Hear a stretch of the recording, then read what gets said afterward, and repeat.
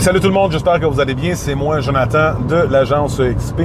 Et aujourd'hui, on a Alexandre de Chambly qui me pose une question qui ressemble un peu à ça. Jonathan, comment est-ce que je sais qu'un quartier va prendre de la valeur? Sur quoi que je me base? Ça, c'est une question existentielle qui se répond en... Ben, c'est pas existentiel, mais c'est une question très pertinente, qui se répond en allant chercher de l'information à la ville. Je t'explique. On regarde un développement. Fait qu'on va regarder le développement urbain de cette ville-là. Je vais aussi regarder, dans le fond, dans des villes un peu plus retirées. Y a-tu des lots, mettons, si je me base sur où ce que moi je reste à Saint-Rémy. Y a-tu... Toutes les MRC ont des lots qui ont été délotis.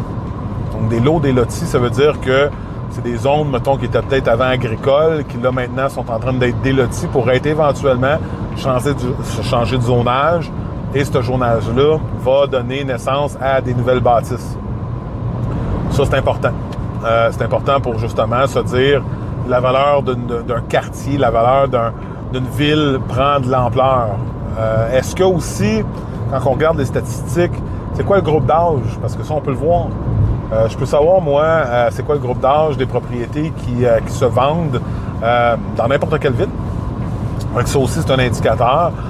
Si on voit aussi qu'il y a des développements, tu sais, comme le REM. Le REM, c'est un exemple très parfait.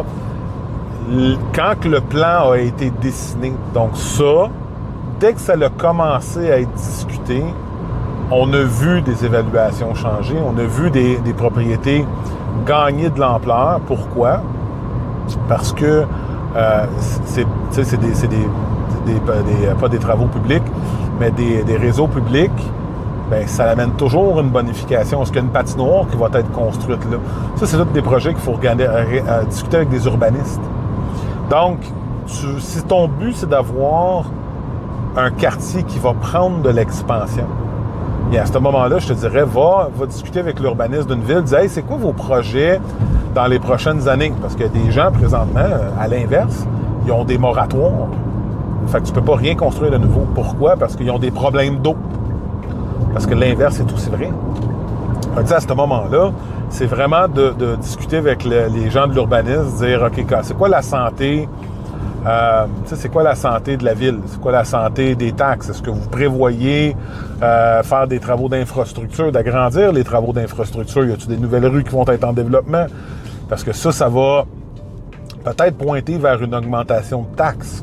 Puis il y a des villes qui, pour des raisons politiques, n'ont pas taxé leurs citoyens et là, soudainement, changement de brigade, puis tes taxes doubles. C'est pas mieux. Donc, c'est tous des éléments qu'il faut regarder avant, je crois, de prendre cette décision-là. Puis si jamais tu as d'autres questions, ben n'hésite pas à communiquer avec moi que je puisse t'aider dans ton projet. Même chose pour n'importe qui d'autre qui écoute cette capsule-là. Entre-temps, je vous souhaite une très belle journée. Prenez soin de vous autres, puis à bientôt. Salut!